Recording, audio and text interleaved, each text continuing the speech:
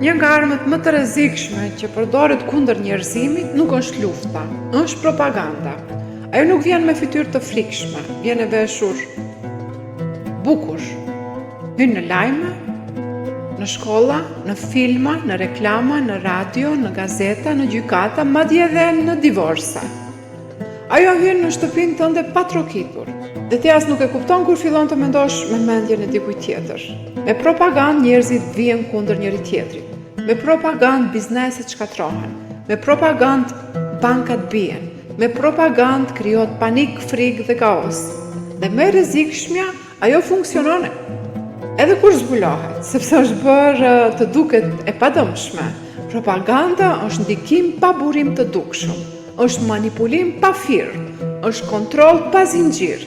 Nëse nuk e zotron mendjen tënde, dikush tjetër po e përdor.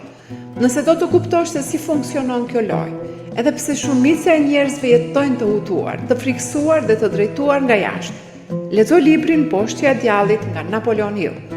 Ky libër nuk të argëton, të zgjon. Të bëj të jem power all.